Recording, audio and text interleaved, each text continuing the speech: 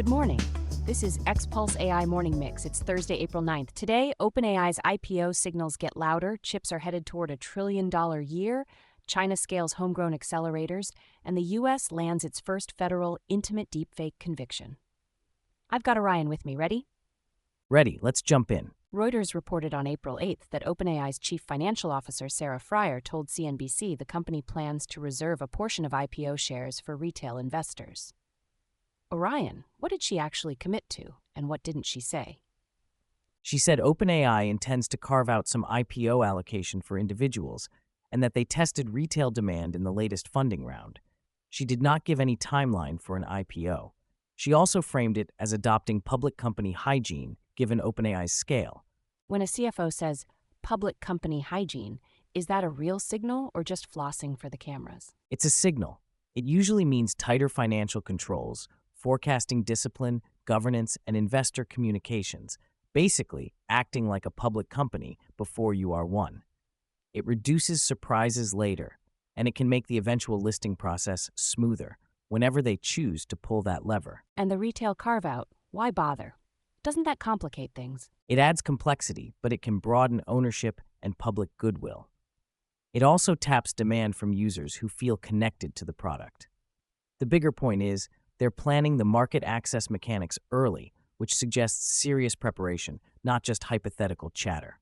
On infrastructure, Yahoo Finance covered a Bank of America note from April 8th, raising its 2026 semiconductor revenue forecast to $1.3 trillion.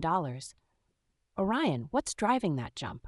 BofA raised the forecast by $300 billion, and they specifically called out Nvidia, Broadcom, Marvell, and AMD. The thesis is continued acceleration in AI-linked demand, data center buildouts, networking, memory, and the broader hardware stack that supports training and inference. $1.3 trillion is a lot of silicon. Does this change the near-term narrative for companies buying compute? It reinforces that the constraint is still capacity, not ideas. If the market is on a path toward $2 trillion by 2030, as BofA suggests, then pricing power and supply chain strategy stay central. For buyers, it means optimization and vendor leverage matter as much as model choice. So the who has GPUs era isn't over. Not even close. Now it's who has GPUs, power, networking, and a plan.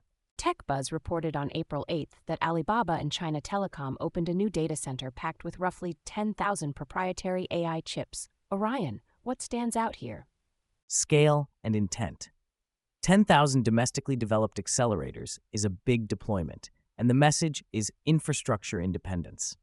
With U.S. export controls limiting access to the most advanced Western chips, China's major players are pushing harder on homegrown stacks for both training and serving large language models. Proprietary chips can mean a lot of things. Is this about matching Nvidia or about controlling supply? Control first, performance second, at least initially. Even if the chips trail the frontier, having a dependable pipeline lets them iterate faster and avoid sudden shortages. And in production, good enough accelerators can still run huge volumes of inference if the software stack is tuned. Does partnering with China Telecom change the story? Yes, telecom partners bring facilities, power procurement, and network reach.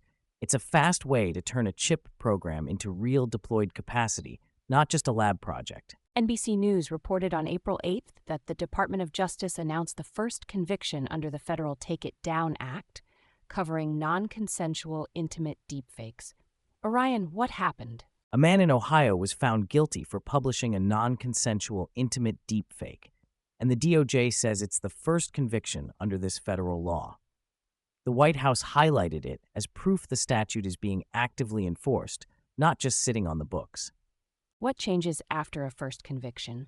More cases or just a headline? More cases likely. A first conviction creates a playbook, investigation steps, evidentiary standards, and sentencing expectations. It also pressures platforms to respond faster to reports because the legal risk around hosting and distribution becomes more concrete. And for the average person, this is basically the government saying, yes, we can prosecute this. Let's hit a few more you should know. Courts on April 8th says AI regulation is stalling as governments clash, especially over whether federal rules should preempt state laws. Also on April 8th, A16Z mapped where enterprises are actually adopting AI. Orion, what's the thread tying these together? Adoption is running ahead of governance. A16Z says the real enterprise pull is in coding, support, and search, use cases with visible ROI. But policy is stuck between one national standard and states pushing their own protections. Businesses end up planning for uncertainty while still deploying what works. On the model front, the New York Times on April 8th says Meta claims Muse Spark beats rivals on some benchmarks, but even Meta notes it lags on coding. How should listeners read that? As a reminder that benchmarks are workload specific. A model can look great in reasoning or chat evaluations and still be weaker where money gets made, like coding and tool use. Teams should test on their own tasks, not shop by leaderboard like it's a toaster rating. Infrastructure and startup Simply Wall ST on April 7th says Nvidia co-led a $505 million round for Firmus to expand data centers across Asia Pacific. And tech startups on April 8th says Perplexity's annualized recurring revenue topped $450 million as it shifts toward autonomous agents. What's your read? Nvidia is increasingly both the picks and shovels supplier and a capital partner, helping capacity appear where demand is. Perplexity's number signals that do the work for me products can monetize fast if execution is solid. Agents are becoming a business model, not just a demo. 2 quick enterprise notes. Tech startups on April 7th says Golden Analytics raised $7 million seed to build an AI-native business intelligence tool. Yahoo Finance on April 8th says Genpact partnered with Parallel Web Systems for AI-driven web intelligence. Blink and you miss it, or meaningful. Meaningful, but early. Golden is betting that dashboards become a conversational automated workflow, less dragging charts, more asking and verifying. Genpact adding web intelligence is about richer external signals for operations. In both cases, the differentiator will be data quality and trust, not just slick text generation.